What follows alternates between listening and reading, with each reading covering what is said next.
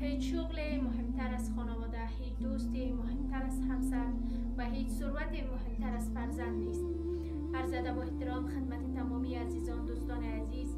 امروز در مورد این موضوع بحث میکنیم که بعضی از خانم ها هستند تمام نیازهایشان از نظر مادی تامین شده از طرف شوهرشان، اما از زندگی خود رضایت ندارند، از داشته های خود قناعت ندارند. دلیل در چیست؟ در این موضوع بحث میکنیم، اما قبل از او میخوایم بر شما یادآور شوم دوستان عزیز که این نارضایتی در نزد خانم ها به معنای ناسپاسی و یا نداشتن اخلاق نیست.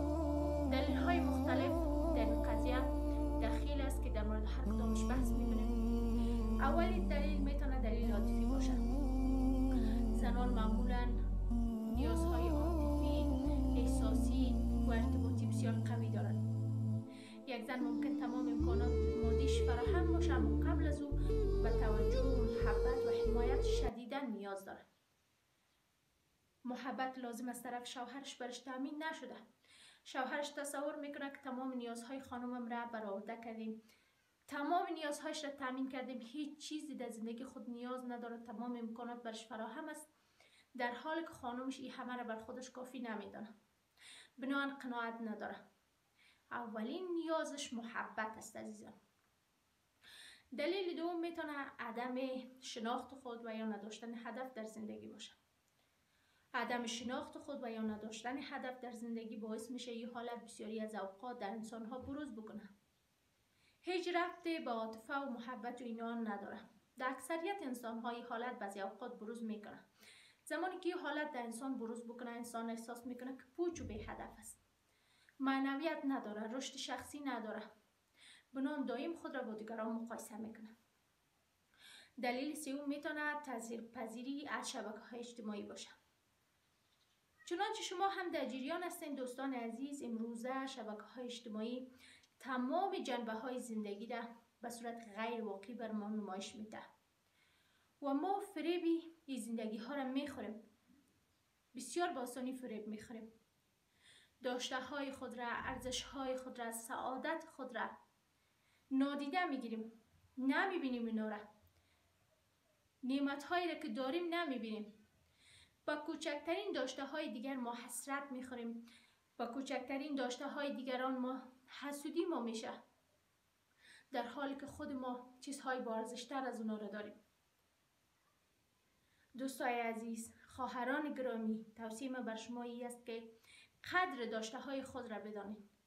به چیزی که الله متعال بر شما مناسب دیده، در اختیار شما قرار داده، شکرگزار باشین، از زندگی خود قناعت داشته باشین عزیزان. این زندگی هایی را که شما در فضای مجازی میبینین همه‌اش غیر واقعی است، اکثریتشان غیر واقعی است، بنابراین هیچگاه فریب اینا را نخورین عزیزانم. دلیل چهارم میتونه تربیت الگوی خانوادگی باشه. کسی که از کودکی به داشتن زیاد بزرگ شده و همیشه از دیگران یک قدم پیشتر و جلوتر بوده، بنابراین دوستان عزیز قناعت کردنش بسیار مشکل است. کسی که از نظر مادیات از کودکی تا به حالا همه چیزش فراهم بوده، هیچ نیازی برش باقی نمونده، همه چیزش را خانوادهش به بهترین شکلش برش تامین کرده، با ناز و نعمت، خلاصه اینکه بزرگ شده، قناعت کردنش بسیار بسیار مشکل است و حتی قناعت برش بزرگترین نقطه ضعف بوده میتونه. دلیل چهارم دوستان عزیز عدم درک متقابل است. یک خانم شب و روز تلاش میکنه، زحمت میکشه، اما زحماتش نادیده گرفته میشه، از زحماتش هیچ قدردانی نمیشه. زنی که احساس کنه که در رابطه وجود نداره، حضور نداره، زحماتش دیده نمیشه، قدردانی نمیشه، برش توجه صورت نمیگیره، دوستان عزیز از زندگیش گله‌مند میشه، از زندگیش ناراضی میشه، قناعت خود را از دست میده، خود را با دیگران دائم مقایسه میکنه.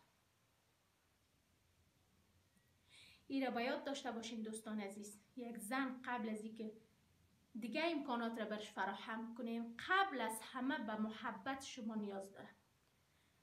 شما هم آگاهی دارین که زن موجود عاطفی است. دوستان عزیز، یک زن قبل از همه چیز درک شدن میخواهد، قبل از همه چیز دوست داشتن میخواهد، قبل از همه چیز دیده شدن میخواهد. فراموش نکنین عزیزان، محبت نیاز اولیه یک زن است که جایش را هیچ وقت مال و ثروت پر کردن نمیتونه. یعنی شما هر قدر که برش نیازهای مادیش فراهم بسازین، بهترین امکانات را برش تامین بکنین، اما اگر توجه برش نکنین، اما اگر برش محبت نتین، هیچ گاهی خود را خوشبخت احساس نمیکنه.